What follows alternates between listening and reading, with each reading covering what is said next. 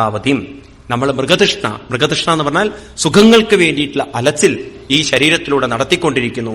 എന്നിട്ടോ അങ്ങനെ നമ്മൾ ഓടി ഓടി ഓടി പല അനുഭവങ്ങളും, കല്യാണം കഴിക്കണോ, ജോലി നേടണോ, പലതും നേടി അവസാനം നമ്മുടെ ജീവിതം നോക്കുമ്പോൾ ആകെ തലതിരിഞ്ഞു പോകണം. പണ്ടൊരു കുട്ടി പറഞ്ഞതുപോലെയാണ് നമ്മുടെ ജീവിതം. എങ്ങനെയാണത്രേ നമ്മുടെ ജീവിതം? ഇന്നത്തെ കാലഘട്ടത്തിൽ കുട്ടികൾ പറയുന്നത് കുട്ടിക്കാലാകുമ്പോഴേക്കും കമ്പ്യൂട്ടറും മറ്റും കാര്യങ്ങളൊക്കെ കണ്ട് സ്പൈഡർമാനാണ് അവരുടെ ജീവിതം. സൂപ്പർമാനും സ്പൈഡർമാനും ഒക്കെയാണ്. അതങ്ങോട്ട് കഴിഞ്ഞു കഴിഞ്ഞാലോ, പഠനമൊക്കെ കഴിഞ്ഞ ഒരു ജോലി കിട്ടുമ്പോഴേക്കും പിന്നെ അങ്ങോട്ട് തുടങ്ങി ജെന്റിൽമാനായി കഴിഞ്ഞു. പിന്നെ ഒരു കല്യാണമൊക്കെ കഴിഞ്ഞു കഴിഞ്ഞാൽ അപ്പൊ അവർക്ക് തോന്നി കുറച്ചും കൂടി ഒരു പക്വത വന്നു. അപ്പോ അവര് സൂപ്പർമാനായി, കുറച്ചുകൂടി ഒന്ന് ഉയർന്നു.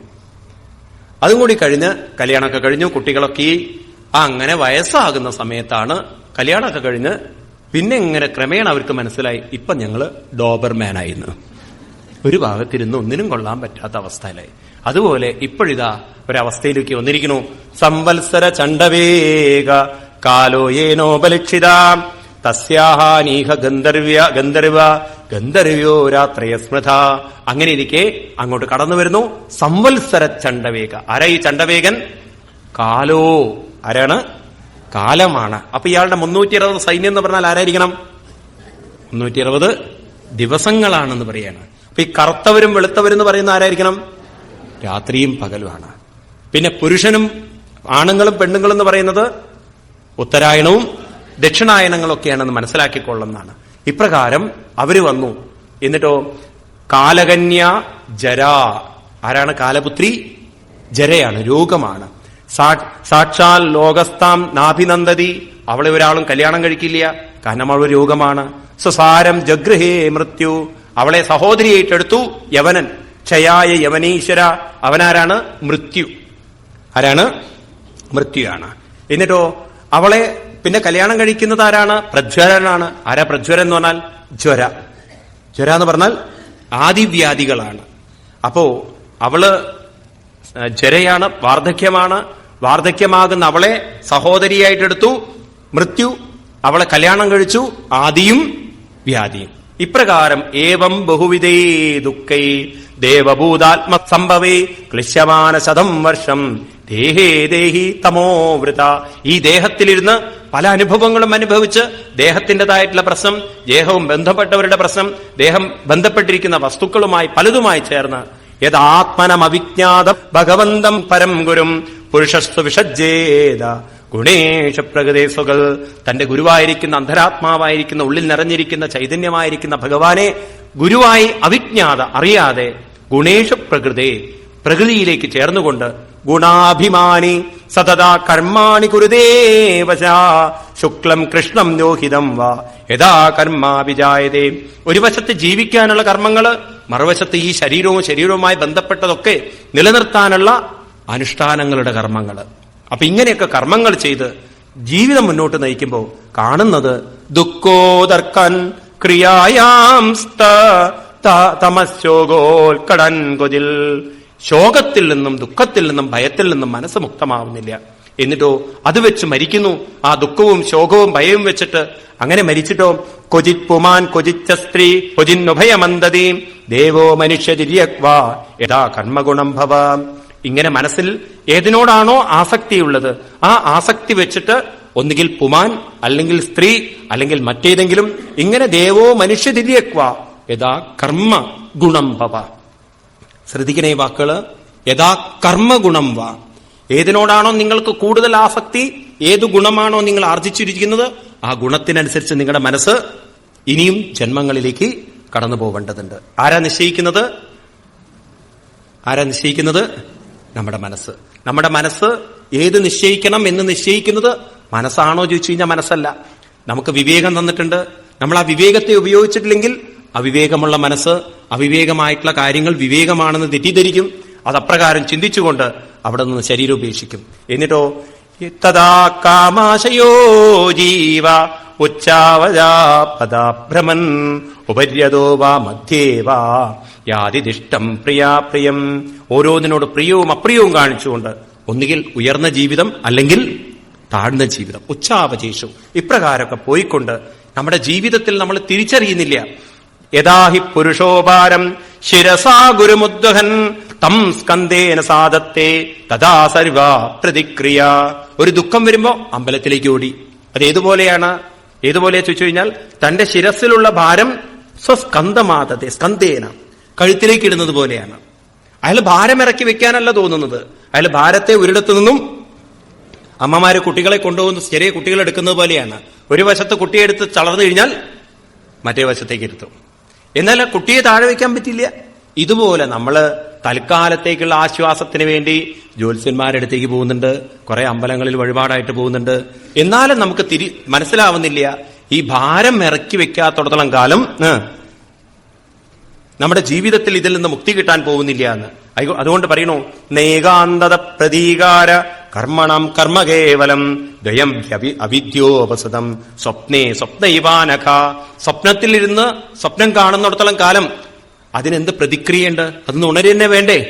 അതുപോലെ നമ്മള് കർമ്മണം കർമ്മ കേവലം ന പ്രതീകാര. ഒരു കർമ്മത്തിന്റെ വേദന തീർക്കാൻ മറ്റൊരു കർമ്മം കൊണ്ട് സാധ്യമല്ല.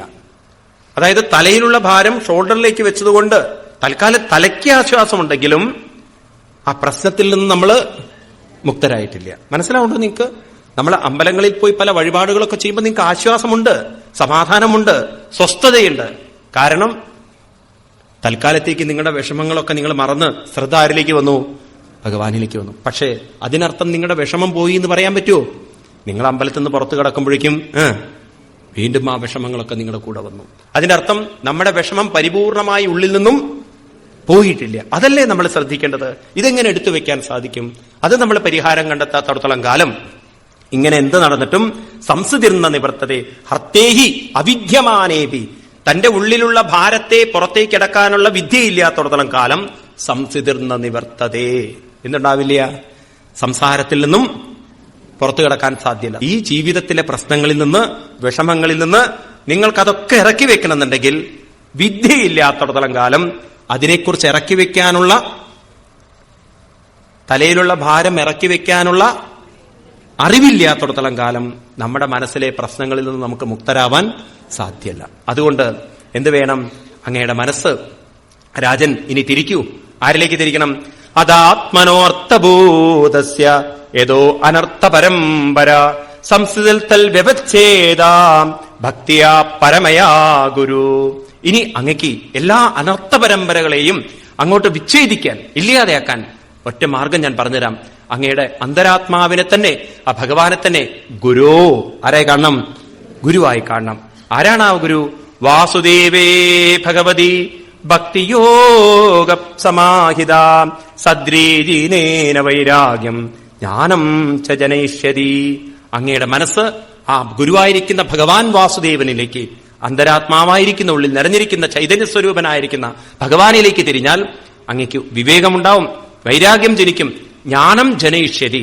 ഭാരം ഇറക്കി വെക്കാനുള്ള ജ്ഞാനം അങ്ങയ്ക്ക് കിട്ടും. അങ്ങനെ അങ്ങയുടെ മനസ്സ് അതിലേക്ക് തിരിയാൻ, ആ ഗുരുവിലേക്ക് തിരിയാൻ അതിനെന്ത് വേണം? സോ അജിരാൽ ദേവരാജശ്രേസ്യാൽ അച്യുതഗതാശ്രയ ശുണ്ണത ശ്രദ്ധദാനസ്യ നിത്യതാ സ്വാൽ അധീയത എത്ര ഭാഗവതാരാജൻ സാധവോ വിശദാശയാം ഭഗവൽ ഗുണാനുഗതന ശ്രവണ വ്യഗ്രചേതസ. ഈ ഭാഗവതം കേൾക്കൂ, ഭഗവാന്റെ ഈ തത്വങ്ങളൊക്കെ ശരിക്കും മനസ്സിലാക്കൂ. അങ്ങനെ സത്സംഗത്തിലൂടെ വേണം ജ്ഞാനമാർജിക്കാൻ. ജ്ഞാനമാർജിച്ചാലേ ഗുരുവായി ഭഗവാനെ കാണാൻ പറ്റുള്ളൂ. ഗുരുവായി ഭഗവാനെ കണ്ടാലേ ഗുരുവായിരിക്കുന്ന ഭഗവാനിലേക്ക് മനസ്സിന്റെ ശ്രദ്ധ തിരിക്കാൻ സാധിക്കുള്ളൂ. അതുകൊണ്ട് അങ്ങയുടെ ആ മനസ്സിനെ സത്സംഗത്തിലേക്ക് തിരിച്ചുകൊണ്ട് തസ്മിൻ മഹൽ മുഖരിതാ മധുവിച്ചരിത്രം പീയൂഷശേഷധരിത പരിതസ്രവന്തി തായേ പിബന്ധ്യ പിതൃശോ നൃപഗാഢകർണേ താനസ്പ്രശന്തി അസനദൽ ഭയശോകമോഹ. ഏതൊരു മനസ്സാണോ ഭഗവാന്റെ ഇത്തരത്തിലുള്ള സത്സംഗാദികളിലേക്ക് തിരിഞ്ഞുകൊണ്ട് അത് കേട്ടുകൊണ്ട് തന്റെ മനസ്സിനെ അതിൽ ഉറപ്പിക്കുന്നത്, സകല മോഹത്തിൽ നിന്നും ശോകത്തിൽ നിന്നും അവർക്ക് ഉയരാൻ സാധിക്കും. അങ്ങയ്ക്ക് ഒട്ടും ഇക്കാര്യത്തിൽ വിഷമിക്കേണ്ടതില്ല. അതുകൊണ്ട് തൽക്കർമ്മ ഹരിദോഷം യസ്യ വിദ്യാതന്മതിർയഥാ. അങ്ങയ്ക്ക് ഇത്രയും കാലം എന്ത് പറ്റി ചോദിച്ചു കഴിഞ്ഞാൽ, അങ്ങ് പല യാഗങ്ങളും യജ്ഞങ്ങളും ചെയ്തിട്ടുണ്ടെങ്കിലും ആ യജ്ഞങ്ങളൊക്കെ ചെയ്യുമ്പോഴും അങ്ങയുടെ മനസ്സ് എനിക്കിത് കിട്ടണം, എനിക്ക് ഈ സുഖം കിട്ടണം, എന്റെ കാര്യങ്ങൾ നടക്കണം എന്ന രീതിയിലാണ് ചെയ്തത്. അങ്ങയുടെ മനസ്സിനെ അങ്ങ് ഭഗവാനിലേക്ക് മതിരിയ, ആ മതിയെ മനസ്സിനെ അങ്ങ് ഭഗവാനിലേക്ക് സമർപ്പിച്ചിട്ടുണ്ടായിരുന്നില്ല എന്ന് പറയണം. അതുകൊണ്ട് ഇനി അങ്ങയുടെ മനസ്സിനെ ഭഗവാനിലേക്ക് സമർപ്പിക്കൂ. 50-51 ശ്ലോകങ്ങൾ വളരെ ശ്രദ്ധിച്ചു വയ്ക്കൂ. ഹരിർ ദേഹഭൃതാമാത്മാ സ്വയം പ്രകൃതീശ്വര തൽപാദമൂലം ശരണം യഥക്ഷേമോ നൃണാമിഹ. ദേഹഭൃതാം ആത്മാ, ദേഹം എടുത്തവർക്കൊക്കെ ആത്മാവ് ഹരി. ആര് തന്നെയാണ്? ഹരിയാണ്. നമുക്ക് ഈശ്വരൻ എന്നൊക്കെ പറയുമ്പോൾ ഇത് നല്ലവണ്ണം ഓർമ്മ വരണം. നമ്മളിൽ നിറഞ്ഞിരിക്കുന്ന ചൈതന്യത്തെ തന്നെയാണ് ഹരി. ആ ഹരിയാണെങ്കിലോ പ്രകൃതി ഈശ്വര.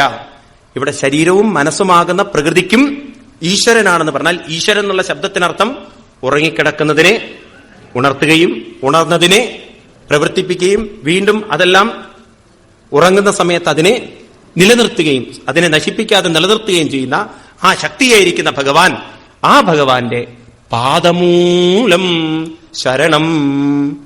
ആരെ ശരണം പ്രാപിക്കണം? ഇവിടെ പ്രാർത്ഥിക്കണം എന്നല്ല പറഞ്ഞിരിക്കണം, ആണോ? ആ ഭഗവാനെ ശരണം പ്രാപിക്കണം. ക്ഷേമോ നൃണാം, അങ്ങേക്ക് എന്ത് കിട്ടും? ക്ഷേമം കൈവരിക്കാം. ക്ഷേമം എന്ന് പറഞ്ഞാൽ ഭയവും ഉണ്ടാവില്ല, ദുഃഖവും ഉണ്ടാവില്ല. ക്ഷേമത്തിലാണ്, പരമക്ഷേമത്തിലാണെന്ന് പറയാം. അതുകൊണ്ട് അങ്ങയുടെ മനസ്സ് ഇനി ഉറപ്പിക്കണം. ഭാര്യയും മക്കളും വീടും സമ്പത്തും അല്ല പ്രിയമായി എടുക്കേണ്ടത്. സവൈ പ്രിയതമശ്ച ആത്മാ. ആരെ പ്രിയനായി കണക്കാക്കണം? തന്റെ അന്തരാത്മാവായിരിക്കുന്ന ഭഗവാനെ പ്രിയനായി കണ്ട് യതോ ന ഭയമണ്ണൊബി, അതിനെ പ്രിയനായി എടുത്താൽ അല്പം പോലും ഭയം അങ്ങയുടെ മനസ്സിലുണ്ടാവില്ല. അപ്പൊ ഭയം പോവാനുള്ള വഴി ആരെ പ്രിയമാക്കിയെടുക്കണം? ഭഗവാനെ. ഇത് വേദസവൈ വിദ്വാൻ, ഇത് അറിയുന്നവനാണ് വിദ്വാൻ. അവൻ സ ഗുരു സഹരി, അവൻ തന്നെ അവന് ഗുരു, അവൻ തന്നെ അവന് ഹരിയായി തീർന്നിരിക്കുന്നു. അപ്പൊ നമ്മുടെ മനസ്സിലെ ഭാരം മുഴുവൻ മാറ്റാൻ എങ്ങനെ മാറ്റാൻ സാധിക്കുള്ളൂ? പ്രിയനായി ഭഗവാനെ എടുത്തുകൊണ്ട് ആ ഭഗവാനിൽ തന്നെ മനസ്സിനെ സമർപ്പിച്ചു കഴിഞ്ഞാൽ പിന്നെ അവിടെ ആർക്കും നിൽക്കാൻ പറ്റില്ല. പിന്നെ ആർക്കും നിൽക്കാൻ പറ്റില്ല? ദുഃഖങ്ങൾക്കും വിഷമങ്ങൾക്കും നിൽക്കാൻ സാധിക്കും. വെളിച്ചം വന്നാൽ ഇരുട്ടിന് നിലനിൽക്കാൻ സാധിക്കും. അതുപോലെ ഭഗവാന്റെ സാന്നിധ്യത്തിൽ നമുക്ക് ധൈര്യവും ശക്തിയും തരുന്ന ഭഗവാന്റെ സാന്നിധ്യത്തിൽ ദുർബലങ്ങളായിട്ടുള്ള ദുഃഖത്തിനും ഭയത്തിനും നിൽക്കാൻ സാധ്യല്ല. ഇതല്ലാതെ വേറെ വഴിയില്ല എന്ന് പറഞ്ഞ് ആ നാരദ മഹർഷി നല്ലവണ്ണം ഉപദേശം കൊടുത്തു. എന്നിട്ട് അദ്ദേഹത്തിന്റെ മനസ്സിന് നല്ലവണ്ണം ശ്രദ്ധ വന്നപ്പോ അദ്ദേഹത്തിനോട് പറഞ്ഞു, ഇനി അങ്ങയുടെ മനസ്സിനെ ആ ഭഗവാനിലേക്ക് ഉറപ്പിക്കൂ. തീർച്ചയായിട്ടും അങ്ങയുടെ മനസ്സ് അതിലേക്ക് ഉയർന്നിട്ടുണ്ട്. മനയേവ മനുഷ്യേന്ദ്രാഭൂതാനം ഭവഭാവനം. അല്ലെങ്കിൽ അങ്ങയുടെ മനസ്സ് വീണ്ടും വീണ്ടും അങ്ങയെ ദുഃഖിപ്പിക്കും, വിഷമിപ്പിക്കും. ഇതല്ലാതെ വേറെ മാർഗങ്ങളില്ല എന്നൊക്കെ പറഞ്ഞുകൊടുത്ത് അദ്ദേഹത്തെ അനുഗ്രഹിച്ചു എന്നാണ്. അങ്ങനെ അനുഗ്രഹം കിട്ടിയ അദ്ദേഹം അവിടുന്ന് നാരദ മഹർഷി അവിടുന്ന് പോയതിനു ശേഷം ഇപ്രകാരമൊക്കെ അദ്ദേഹത്തിന്റെ മനസ്സിനെ പ്രാചീന ബർഹിരാജശ്രീ പ്രജാസർഗാവിരക്ഷണേ ആദിശ്യപുത്രാനകമൽ തപസേ കപിലാശ്രമം. അവിടെ നിന്ന് കപിലാശ്രമത്തിലേക്ക് പോയി. ഏതത് അധ്യാത്മപാരോക്ഷം ഗീതം ദേവർഷിണാനഘ. നാരദ മഹർഷിയിൽ നിന്ന് കിട്ടിയ ഈ അധ്യാത്മത്തെ, പാരോക്ഷ്യമായ സൂക്ഷ്മമായ അധ്യാത്മതത്വത്തെ നല്ലവണ്ണം മനസ്സിലാക്കിക്കൊണ്ട് തന്റെ മനസ്സിനെ ഭഗവാനിലേക്ക് ഉറപ്പിച്ചുകൊണ്ട് അദ്ദേഹം ശരീരം ഉപേക്ഷിച്ചു എന്നാണ്. അതുപോലെ ആരാണോ ഇത് പഠിച്ച് മനസ്സിലാക്കുന്നത് അവർക്കും അവരുടെ ജീവിതത്തെ ധന്യമാക്കാൻ സാധിക്കും എന്ന് പറഞ്ഞുകൊണ്ടാണ് ഇത് ഉപസംഹരിപ്പിക്കുന്നത്. ഏതൻ മുകുന്ദേശസാഭുവനം പുനാനം ദേവർഷിവര്യമുഖ നിസ്മൃത ആത്മശൗചം യകീർത്യമാനം അധിഗച്ഛതി പാരമേഷ്ട്യം നാസ്മിൻ ഭവേ ഭ്രമതി മുക്ത സമസ്തബന്ധ. ഇപ്രകാരമുള്ള ഈ പരമമായ തത്വത്തെ മനസ്സിലാക്കി ആരാണോ ജീവിതം നയിക്കുന്നത് അവർക്കും എല്ലാ ബന്ധനത്തിൽ നിന്നും മുക്തരാവാൻ സാധിക്കും എന്ന് പറഞ്ഞിവിടെ ഉപസംഹരിപ്പിച്ചു. അങ്ങനെ പുരഞ്ജനോപാഖ്യാനം നമ്മളിവിടെ ഉപസംഹരിപ്പിക്കുകയാണ്. നമ്മുടെ ജീവിതത്തിൽ ഏതൊരു സന്ദർഭങ്ങളിലും ആ അനുഭവങ്ങളെയൊക്കെ നമുക്ക് ഒരു പരീക്ഷണമായി അല്ലെങ്കിൽ ഒരു പ്രശ്നമായി നമ്മുടെ മുന്നിൽ അനുഭവങ്ങൾ വരുന്ന സമയത്ത് ആ അനുഭവങ്ങളെയൊക്കെ നമുക്ക് നേരിടാൻ നമുക്ക് ഫലം വേണം. ഒരു വ്യക്തിയെ സംബന്ധിച്ച് പൊതുവെ അയാളുടെ ഫലം എന്ന് പറയുന്നത് ഒന്നുകിൽ ശാരീരികമായൊരു ഫലം, ആരോഗ്യം അല്ലെങ്കിൽ സൗന്ദര്യം, ഇത്തരം കാര്യങ്ങളിലൊരു ഫലമുണ്ട് മനസ്സിന്, ശാരീരികമായൊരു ഫലമുണ്ട്. രണ്ടാമത്തെ ഒരു ഫലം എന്ന് പറയുന്നത് അയാൾക്ക് അറിവുണ്ടാകുന്ന സമയത്ത് ഒരു കാര്യത്തെക്കുറിച്ച് വേണ്ടത്ര അറിവുണ്ടെങ്കിൽ ആ അറിവ് അയാൾക്കൊരു ഫലം കൊടുക്കും. ഏതെങ്കിലും കാര്യത്തെക്കുറിച്ച് നിങ്ങൾക്ക് വ്യക്തമായ അറിവുണ്ടെങ്കിൽ നിങ്ങൾക്ക് ആ കാര്യത്തിൽ നിങ്ങൾക്കൊരു ഫലമുണ്ടാവും. അതുപോലെ തന്നെ കഴിവൊരു ഫലം തരും. ഏതെങ്കിലും ഒരു കാര്യത്തിൽ നമുക്ക് നല്ലവണ്ണം കഴിവുണ്ടെങ്കിൽ അത്തരം കാര്യങ്ങളിൽ നമുക്ക് അതിനെ അഭിമുഖീകരിക്കാനൊരു ഫലമുണ്ടായിരിക്കും. പിന്നീട് നമ്മുടെ ജീവിതത്തിൽ സമ്പത്തൊരു ഫലം തരും, ആളുകൾ ബന്ധുക്കളൊരു ഫലം തരും. ഇങ്ങനെ നമ്മൾ നോക്കുകയാണെങ്കിൽ നമ്മുടെ ജീവിതത്തിൽ പ്രധാനമായിട്ട് അനവധി തരത്തിലുള്ള ഫലങ്ങളുണ്ടാവാം.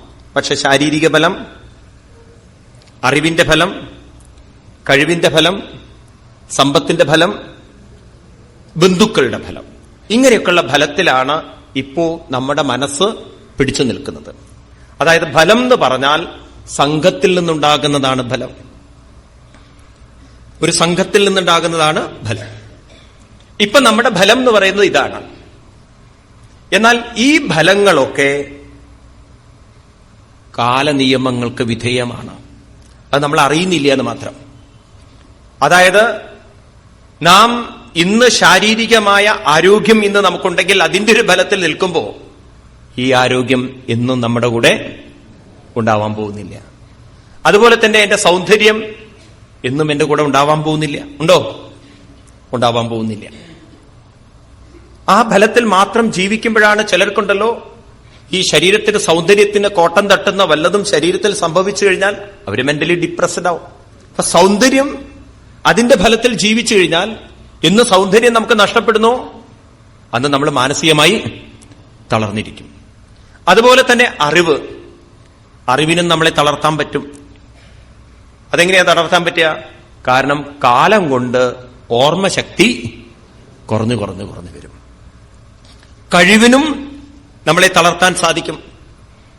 എല്ലാ കഴിവുകളും എന്നും എല്ലാവർക്കും ഉണ്ടാവില്ല.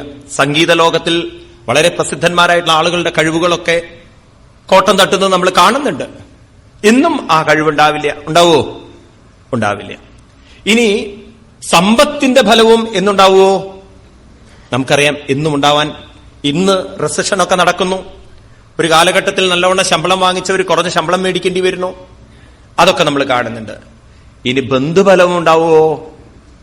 അതും നമുക്ക് ഗ്യാരണ്ടി പറയാൻ പറ്റില്ല, ആരൊക്കെ നമ്മുടെ കൂടെ ഉണ്ടാകുന്നുള്ളത്. അപ്പൊ ഇന്ന് നമ്മൾ ഏതിനോടൊക്കെ സംഘം ചെയ്തിരിക്കുന്നു, ഫലത്തിന് വേണ്ടി സംഘം ചെയ്തിരിക്കുന്നു, ഇതൊക്കെ ഒരു ഗ്യാരണ്ടി ഇല്ലാത്ത സാധനങ്ങളാണ്. ഇന്ന് നമ്മൾ ഏതൊക്കെ പൊട്ടില്ല എന്ന് വിചാരിച്ച് കൊണ്ടു നടക്കുന്നോ അതൊക്കെ ഗ്യാരണ്ടി ഇല്ലാത്തതാണ്.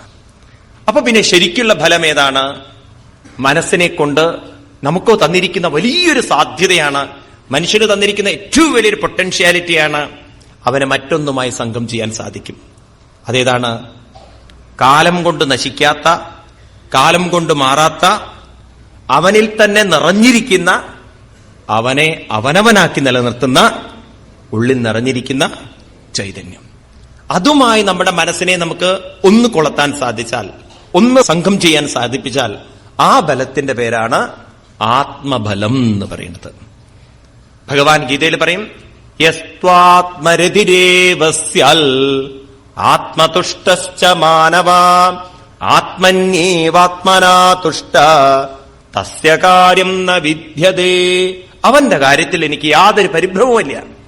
അവന്റെ കാര്യത്തിൽ ഞാൻ അല്പം പോലും ചിന്തിക്കുന്നില്ല. കാരണം അവൻ ഏത് ബലത്തിൽ ജീവിക്കുന്നവനാണ്?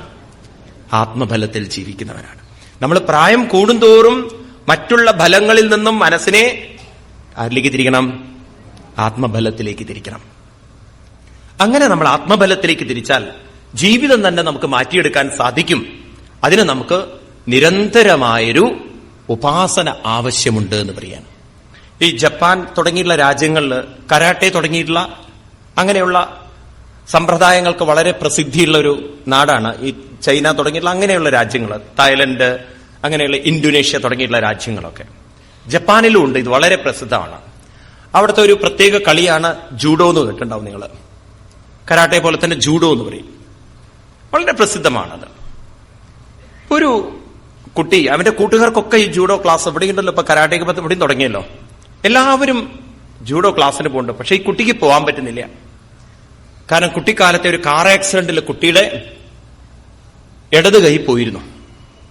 പക്ഷെ കുട്ടിക്ക് വലിയൊരു മോഹം, എനിക്ക് പഠിക്കണം എന്നുള്ളൊരു മോഹം. അങ്ങനെ ആ മോഹം അച്ഛനോട് പറയും, അച്ഛ എനിക്ക് എങ്ങനെയെങ്കിലും പഠിക്കണം എന്ന്.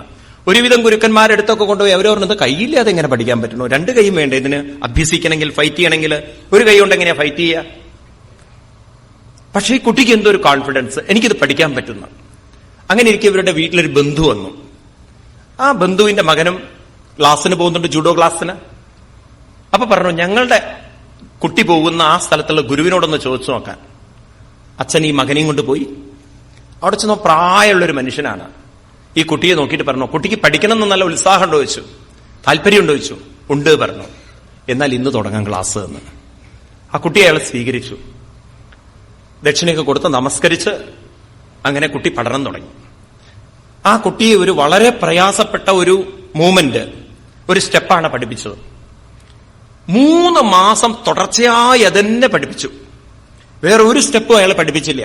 അപ്പൊ ഈ കുട്ടിക്ക് മറ്റുള്ളവരൊക്കെ കളിക്കുന്നത് കാണുമ്പോൾ വലിയ സങ്കടം. കാരണം ജൂഡോയിൽ അനവധി സ്റ്റെപ്പുകളുണ്ട്. നമ്മൾ കളരിപ്പയറ്റ് പറയാറില്ലേ, എന്താണ്, എത്രാമത്തെ അടവാണ് ലാസ്റ്റ് അടവ്? അയാളുടെ 18ാമത്തെ അടവ് എടുത്തു എന്ന് പറയില്ലേ. അപ്പൊ കുറെ അടവുകളുണ്ട്, ഇതിലുണ്ട് ഒരുപാട് അടവുകൾ. അപ്പൊ ഈ കുട്ടി ഒരു അടവ് മാത്രമേ പഠിപ്പിച്ചുള്ളൂ. കുട്ടിക്ക് വലിയ വിഷമായി. അപ്പൊ ഒരു ദിവസം കുട്ടി ഗുരുവിനോട് ചോദിച്ചു, അങ്ങ് മറ്റുള്ളവരൊക്കെ ഒരുപാട് അടവുകൾ പഠിപ്പിച്ചു, സ്റ്റെപ്പുകൾ പഠിപ്പിച്ചു, എന്നെ മാത്രം ഒന്നല്ലേ പഠിപ്പിച്ചുള്ളൂ എന്ന് പറഞ്ഞു. കുട്ടി അത് തന്നെ കുട്ടി പഠിക്കൂ, കുട്ടിക്ക് മനസ്സിലാവും എന്തിനാ ഈ ഗുരു അത് പഠിപ്പിച്ചു തന്നത് എന്ന്. കുട്ടിക്ക് മറ്റൊക്കെ പഠിപ്പിച്ചു തരാം, കുട്ടി ആദ്യം ഇതിൽ കോൺസെൻട്രേറ്റ് ചെയ്യുമെന്ന്. അങ്ങനെ കുട്ടി വീണ്ടും ഉപാസന ചെയ്ത് ഗുരുവിൽ നല്ല വിശ്വാസമുണ്ട്.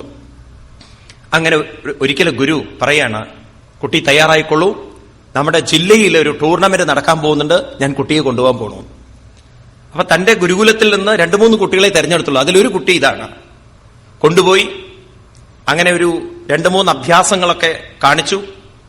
ആദ്യത്തേതിൽ കുട്ടി ഒന്ന് പരീക്ഷീണനായെങ്കിലും കുട്ടി ഗുരുവിന്റെ മുഖത്തേക്ക് നോക്കിയപ്പോ ഗുരു ഇങ്ങനെ അടിച്ച് പ്രോത്സാഹിപ്പിക്കുന്നത് കണ്ടപ്പോ കുട്ടിക്ക് മനസ്സിലായി എന്റെ കഴിവിൽ ഗുരുവിന് ബോധ്യമുണ്ടെന്ന്. അങ്ങനെ കുട്ടിക്ക് അറിയുന്ന അടവ്, കുട്ടിക്ക് യാതൊന്നും ചിന്തിക്കാനില്ല, ആകെ അറിയുന്നത് ഒറ്റ അടവേ ഉള്ളൂ. അത് വെച്ച് പൂശി അവന് വീഴ്ത്തി. അങ്ങനെ രണ്ടാമത്തവന് വീഴ്ത്തി. പിന്നെ അങ്ങനെ ക്വാർട്ടർ ഫൈനലായി, സെമി ഫൈനലായി. അങ്ങനെ ഒരു 19 പേരിൽ അവസാനം ഫൈനലിൽ ഈ കുട്ടിയാണ് വരുന്നത്. പിന്നെ ഒരു ശക്തനായിട്ടുള്ള ഒരാളും അറിവുകൊണ്ടും കഴിവുകൊണ്ടും എക്സ്പീരിയൻസ് കൊണ്ടും എത്രയോ കാലം അഭ്യസിച്ച ഒരാളായിട്ടാണ് ഈ കുട്ടി അഭ്യസിക്കേണ്ടത്, അല്ലെങ്കിൽ ഈ പയറ്റ് ചെയ്യേണ്ടത്. തുടങ്ങി, സമയം അവര് അറിയിച്ചു, 2 പേരും തുടങ്ങി. പക്ഷെ ആദ്യ കുറച്ച് സമയത്ത് ഈ കുട്ടിയെ വളരെയധികം വേദനിപ്പിച്ചു അയാള്. കാരണം കുട്ടിക്ക് തിരിച്ചടിക്കാൻ ഒരു കൈ മാത്രമേ ഉള്ളൂ. ഒരു നിമിഷം കുട്ടി വീഴുന്ന കണ്ടപ്പോഴേക്കും ജനങ്ങളൊക്കെ എണീറ്റിട്ട് പറഞ്ഞു, ഇനി മതി, പാവത്തിനെ ദ്രോഹിക്കേണ്ട, മതി മതി, കളി മതിയെന്ന്, ഞങ്ങൾക്ക് സന്തോഷമായി മതിയെന്ന്. പക്ഷെ ഗുരു ചാടി എണീറ്റിട്ട് പറഞ്ഞു, പോരാ, തുടരട്ടെ കളി, എന്റെ വിദ്യാർത്ഥി ഒരിക്കലും തോൽക്കില്ല, എന്റെ വിദ്യാർത്ഥിയെക്കുറിച്ച് എനിക്ക് ബോധ്യമുണ്ടെന്ന്. അപ്പൊ ഗുരുവിന്റെ കോൺഫിഡൻസ് കണ്ടപ്പോ കുട്ടിക്ക് മനസ്സിലായി എന്നിൽ എന്തോ കഴിവുണ്ട്, അത് ഞാൻ ഉണർത്തിയേ പറ്റുള്ളൂ എന്ന്. ആ കുട്ടി ഒരു സന്ദർഭം കിട്ടിയതും തന്റെ അടവ് പ്രയോഗിച്ചു. അടവ് പ്രയോഗിച്ചു എന്ന് മാത്രമല്ല, ഒരൊറ്റ അടിക്ക് അവനെ വീഴ്ത്തി, അവനെ 2 ഇടിയിടിച്ചു, അവൻ തളർന്നു. അപ്പോഴേക്കും എല്ലാവരും കയറി റിങ്ങിലേക്ക് കയറി കുട്ടിയെ എടുക്കണു, ചാടണു, ഡാൻസ് കളിക്കണു. അങ്ങനെ ഫൈനലിൽ കുട്ടി എത്തി. കുട്ടിക്ക് കണ്ണുനീര് വരുന്നു സന്തോഷം കൊണ്ട്. കാരണം മറ്റുള്ളവർക്കൊക്കെ 2 കൈയുണ്ട്, തനിക്ക് ഒരു കൈയേ ഉള്ളൂ, എന്നിട്ടും എനിക്ക് ഇവരെ തോൽപ്പിക്കാൻ പറ്റിയില്ലോ എന്ന് വളരെ സന്തോഷമായി.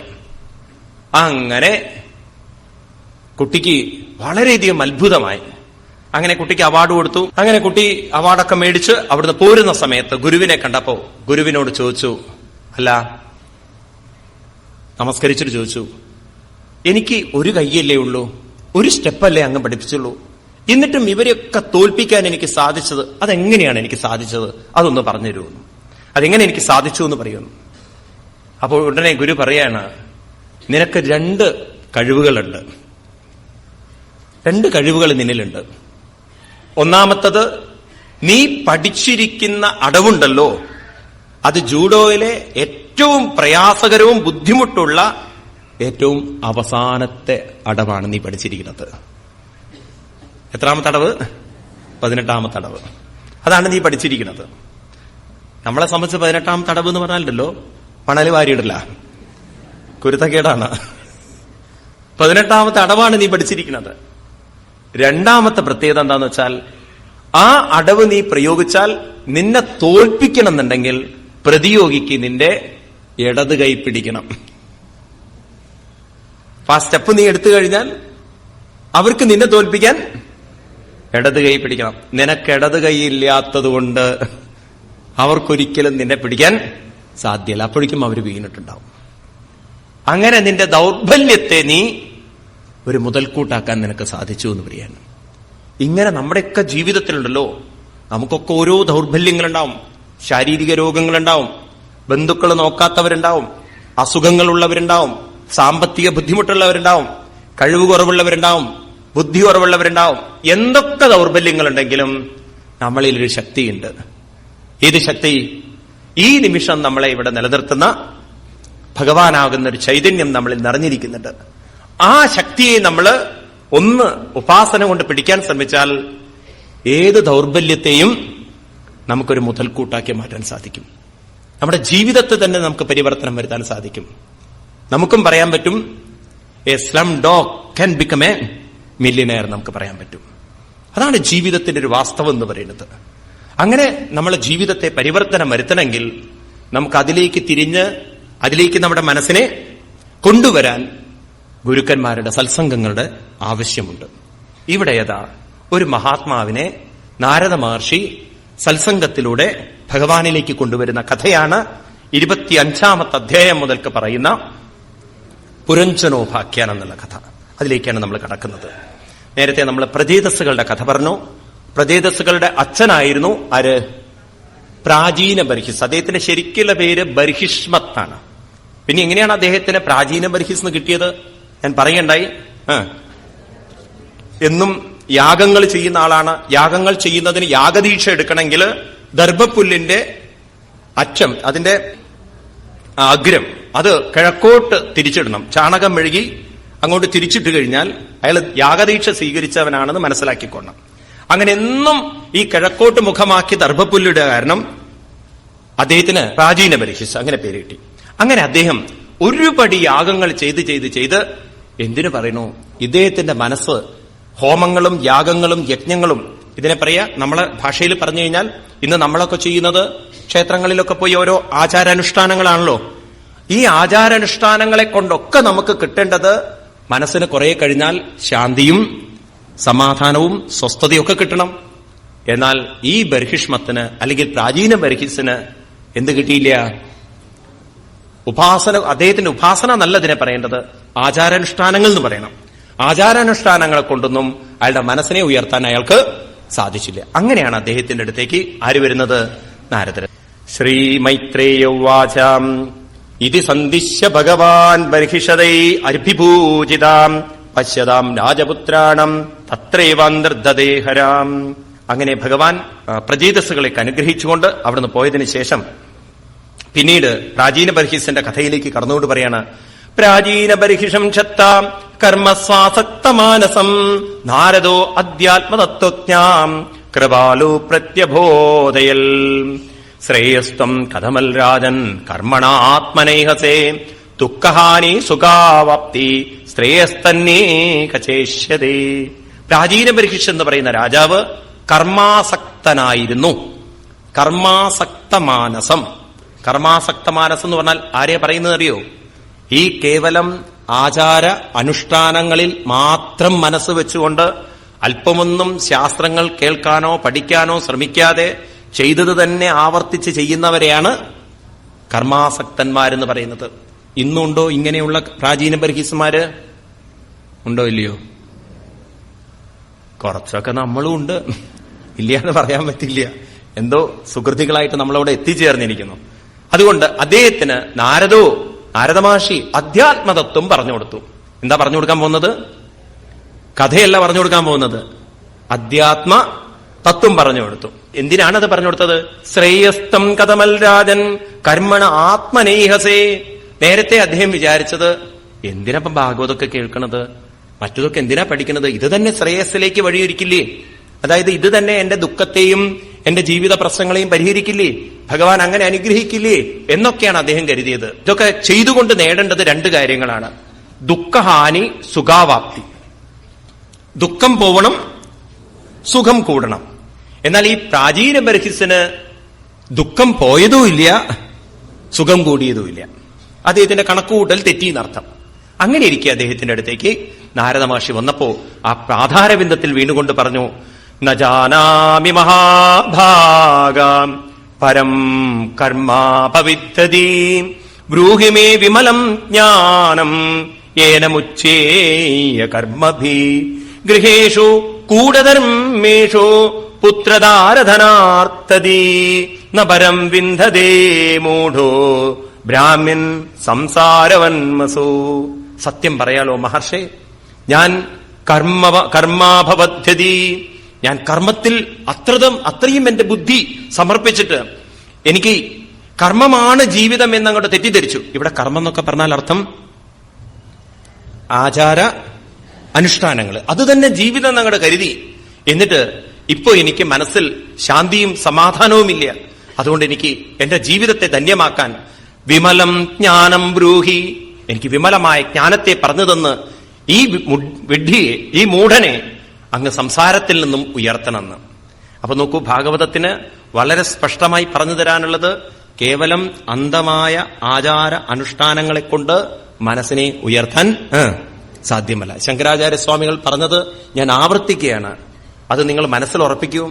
പറയും, കുരുതേ ഗംഗാസാഗരഗമനം വ്രതപരിപാലനമദവാദാനം ജ്ഞാനവിഹീന സർവമധേന മുക്തിം ഭജതിന ജന്മശതേന ഭജ ഗോവിന്ദം ഭജ ഗോവിന്ദം ഗോവിന്ദം ഭജ മൂഢമതേ. ഗംഗയിൽ പോയി നിങ്ങൾ 1000 തവണ കുളിച്ചാലും, നിങ്ങൾ എത്ര കാലം എത്ര ആചാരാനുഷ്ഠാനങ്ങൾ ചെയ്താലും ജ്ഞാനവിഹീന എന്ന് പറഞ്ഞാൽ യഥാർത്ഥം ഇതൊന്നും നമ്മൾ മനസ്സിലാക്കാതെ നമ്മുടെ മനസ്സിനെ ഉയർത്താൻ നമുക്ക് സാധ്യമല്ല. അപ്പൊ മനസ്സിനെ ഉയർത്തണമെങ്കിൽ എങ്ങോട്ടാണ് മനസ്സിനെ ഉയർത്തേണ്ടത്, എങ്ങനെയാണ് മനസ്സിനെ ഉയർത്തേണ്ടത് എന്നതിനെക്കുറിച്ചുള്ള അറിവ് നമുക്കുണ്ടായിരിക്കണം. അറിവില്ലാതെ നാം എന്തു ചെയ്താലും അത് നമ്മളെ അന്ധതയിലേക്ക് നയിക്കുക എന്നല്ലാതെ ഉയർത്തില്ല എന്ന് ഇവിടെ വളരെ സ്പഷ്ടമായിട്ട് പ്രാചീന ബർഹിസിന്റെ കഥയിലൂടെ നമുക്ക് അദ്ദേഹം തന്നെ പറഞ്ഞു തരികയാണ്. നാരദ മഹർഷി അത് കേട്ട് ആ മഹർഷി രാജാവിനോട് പറയാണ്, ശ്രീനാരദ ഉവാചം ഭോ ഭോ പ്രജാപതേ രാജൻ പശൂൻ പശ്യതയാധരേ സപ്ഞാപിതാൻ ജീവസംഗാൻ നിർഗണ്ണേന സഹസ്രശ ഏതേതാം സംപ്രതീക്ഷന്തേ സ്മരന്തോ വൈശസം തവ സംഭരേതമയേക്മയക്കൂടെ ഛിദ്യന്ത്യുത്തിതമന്യവാം. ഏ രാജൻ, ഭോ ഭോ രാജൻ, ഹേ രാജൻ, അങ്ങ് എന്നെ ഒന്ന് തൊട്ടോളൂ എന്നാണ്. തൊട്ടോളൂ എന്നുള്ളതൊരു ഇംപ്ലൈഡ് ആയിട്ട് പറയാണ്. അങ്ങേക്ക് ഞാനൊരു കാഴ്ച കാണിച്ചുതരാം. എന്താണത്? സപ്ഞാഭിതവാൻ പശൂൻ ത്വയാധരേ, അങ്ങ് യാഗത്തിന് വേണ്ടിയിട്ട് ആ കാലഘട്ടത്തിൽ യാഗങ്ങൾക്ക് ക്ഷത്രിയന്മാര് ചെയ്യുന്ന യാഗത്തില് പശൂൻ എന്ന് പറഞ്ഞാൽ ആടുകളെ, സപ്ഞാഭിതവാൻ അവരെ കൊല്ലും എന്ന് പറയാണ്. എങ്ങനെ കൊല്ലുന്ന അറിയോ? ശ്വാസം മുട്ടിച്ചുകൊണ്ട് കൊല്ലും, കത്തി ഉപയോഗിക്കില്ല. ആടിന്റെ അല്പം മാംസം ഹോമത്തിന് ഉപയോഗിക്കണം അന്നത്തെ കാലഘട്ടത്തിലെ യാഗത്തിന്. അതുകൊണ്ട് അങ്ങനെ ശ്വാസം മുട്ടിച്ചുകൊണ്ട് അങ്ങ് ആയിരക്കണക്കിന് സഹസ്രശ ജീവസംഗാൻ നിർഘണേന ക്രൂരമായി അങ്ങ് കൊന്നിട്ടുണ്ട്. ഇപ്പൊ അവരൊക്കെ എന്ത് ചെയ്യണു? സംപ്രതീക്ഷന്തേ, പ്രതീക്ഷന്തേ, അങ്ങേ പ്രതീക്ഷിച്ചിരിക്കണം. എന്നിട്ടോ എന്തിനു വേണ്ടിയിട്ട്? സ്മരന്തോ വൈശസം തവ, അങ്ങ് ചെയ്തു കൂട്ടിയ ക്രൂരതകളൊക്കെ മനസ്സിൽ വെച്ചുകൊണ്ട് അങ്ങേ കാത്തിരിക്കുന്നു. എന്തിനു വേണ്ടി? സംഭരേതമയേ കൂടെ ഛിദ്യന്തി ഉത്തിതമന്യവ, അങ്ങേ കീറി പിളർന്നുകൊണ്ട് പ്രതികാരം കാണിക്കാൻ. രക്ഷപ്പെട്ടു എന്നൊന്നും വിചാരിക്കണ്ട, മനസ്സിലായില്ലേ? നാം ചെയ്യുന്നതൊക്കെ തിരിച്ച് നമുക്ക് തന്നെ വരുന്നുള്ള കാര്യത്തിൽ നമ്മളോട് ഓർമ്മിപ്പിക്കുകയാണ്. രാജാവിന് കാണിച്ചു കൊടുത്തു കുറെ എണ്ണം അങ്ങനെ കാത്തിരിക്കുന്നത്. എന്തിനാ അവരൊക്കെ കാത്തിരിക്കുന്നത്? ശരിയാക്കി തരാൻ വേണ്ടിയിട്ടാ. എന്തിനാ ശരിയാക്കി തരുന്നത്? ഇവിടെ ശരിയാക്കിയോണ്ടാ. അങ്ങനെയൊക്കെയാണ് ഈ ലോകജീവിതം എന്നുള്ളത് കാണിച്ചു കൊടുക്കുകയാണ്. ഇത് കണ്ടതും അയാള് ബോധം കെട്ടു വീണു. ഇതൊക്കെ ഇവിടം കൊണ്ട് ശരിയാവൊക്കെ ദൈവം നോക്കുന്ന വിചാരിച്ചത്. അങ്ങനെയൊന്നും ഒരു ദൈവത്തിനും നോക്കാൻ പറ്റില്ല. ഈ കാര്യങ്ങള് നമ്മൾ ചെയ്യുന്ന കർമ്മത്തിന്റെ ഫലം നമ്മൾ തന്നെ പ്രകൃതി അങ്ങനെയാണ് വെച്ചിരിക്കുന്നത്. അത് മനസ്സിലായതും നാരദ മഹർഷിയുടെ പാദത്തിൽ വീണുകൊണ്ട് പറഞ്ഞു, അവരുടെ ഒന്ന് രക്ഷപ്പെടുത്തണം മഹർഷി. അപ്പൊ നാരദ മഹർഷി ഒരു കഥ പറഞ്ഞു കൊടുക്കുന്നതാണ് പുരഞ്ജനോപാഖ്യാനം എന്ന കഥ. എന്താ കഥ? അത്രതേ കഥയിഷ്യേമം ഇതിഹാസം പുരാതനം പുരഞ്ജനസ്യ ചരിതം നിബോധ ഗതദോ മമ. അങ്ങക്ക് ഞാനൊരു കഥ പറഞ്ഞുതരാം. ആരുടെ കഥ? പുരഞ്ജനന്റെ കഥ എന്ന് പറയാം. ആരാണ്? ആസിൽ പുരഞ്ജനോ നാമ രാജാരാജൻ ബൃഹസ്രവ. പണ്ട് പുരഞ്ജനൻ എന്ന് പറയുന്നൊരു രാജാവുണ്ടായിരുന്നു. അദ്ദേഹത്തിന് ഒരു സുഹൃത്തും ഉണ്ടായിരുന്നു. തസ്യ അവിജ്ഞാതനാമാസിൽ സഖാ വിജ്ഞാത ജ്യേഷ്ഠിത. അദ്ദേഹത്തിന് ഒരു അവിജ്ഞാതം എന്ന് പറഞ്ഞാൽ തന്റെ സുഹൃത്തിനെ കുറിച്ച് അയാൾക്ക് അറിയില്ല. തനിക്കറിയാത്തൊരു സുഹൃത്തും ഉണ്ടായിരുന്നു. ആർക്ക്? പുരഞ്ജനന്. അങ്ങനെയാണ് അദ്ദേഹം. ഈ പുരഞ്ജനൻ എന്ത് ചെയ്തത്രേ? അന്വേഷമാണ് പൃഥിവിം പ്രഭു. ഭൂമിയിൽ മുഴുവൻ അന്വേഷിച്ച് നടക്കാൻ തുടങ്ങി. എന്താ അന്വേഷിച്ച് നടക്കുന്നത്? പുരം, അദ്ദേഹത്തിന് പറ്റിയൊരു സ്ഥലം കിട്ടണം. എന്നിട്ടോ അനുരൂപം, അദ്ദേഹത്തിന് അനുയോജ്യമായതൊന്നും കിട്ടിയില്ല. ഇന്നൊരു ദിവസം താമസിക്കും, ചിലപ്പോൾ അവിടെ 2 ദിവസം താമസിക്കും. ഇത് പറ്റില്ല എന്ന് കണ്ടു കഴിഞ്ഞാൽ വേറെ ദിക്കിൽ പോവും. അങ്ങനെ സ്ഥലം അന്വേഷിച്ച് അവസാനം എന്തിനു പറയണു? സ ഏകദാഹിമവതോ ദക്ഷിണേഷു ദസാനുഷു ദദശ നവബിർദ്വാപീപുരം ലക്ഷിത ലക്ഷണം.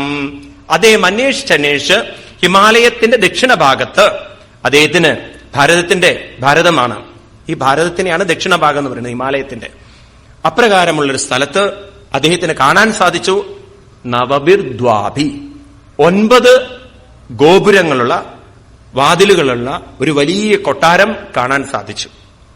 എന്നിട്ടോ പിന്നീട് അതിന്റെ വർണ്ണന പറയാണ്. പ്രാകാരോ ഭവനാട്ടാലപ്പരികേ രക്ഷതോരണേ സ്വർണരൗപ്യായസേ ശൃംഗേ സംകുലം സർവ്വതോ ഗൃഹേ. എന്തൊരു ഗംഭീരമായൊരു കൊട്ടാരം! എല്ലാവിധ സുഖഭോഗങ്ങളും അനുഭവിക്കാൻ ഇത് സാധിക്കുമെന്ന് അദ്ദേഹത്തിന് മനസ്സിലായി.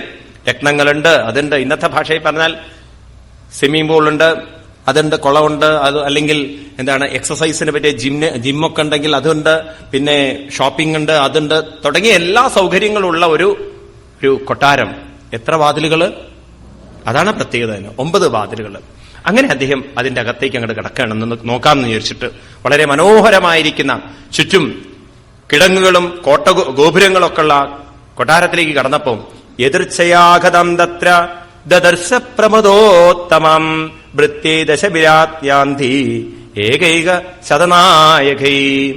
അവിടെ ഒരു സുന്ദരിയായിട്ടുള്ള ഒരു പെൺകുട്ടി, അതീവ സൗന്ദര്യമുള്ളൊരു പെൺകുട്ടി. അവളാണെങ്കിലോ അവൾക്ക് 10 ഭടന്മാരുമുണ്ട്. ഇനി കുറച്ചു കഴിഞ്ഞാൽ പറയും 11 ഭടന്മാരെന്ന്. 11 ഭടന്മാര്, ഇവിടെ 10 എന്ന് പറയും, പിന്നീട് 11. അങ്ങനെ 11 ഭടന്മാരുമായിട്ട് അവള് കുറെ അവളുടെ തോഴിമാരൊക്കെ ആയിട്ട് അവൾ അവിടെ നിൽക്കണു. ഇനി അത് മാത്രമാണോ? അല്ല. പഞ്ചശീർഷാഹിനാഗുപ്തം പ്രതിഹാരേണ സർവദ അന്വേഷമാണം ഋഷഭ അപ്രൗഢം കാമരൂപിണി. അങ്ങനെ മറ്റൊരും കൂടി കണ്ടു. എന്താണത്? പഞ്ചശീർഷ അഹി. അഹി എന്ന് പറഞ്ഞ പാമ്പ്. 5 തലയുള്ളൊരു പാമ്പിനെയും കണ്ടു. 5 തലയുള്ള പാമ്പോ അല്ലെങ്കിൽ 5 പാമ്പുകളോ, അങ്ങനെ കറുത്തെടുത്തോളൂ. ഏതായാലും അവരും കൂടെ ഉണ്ട്. ആ പാമ്പിനെ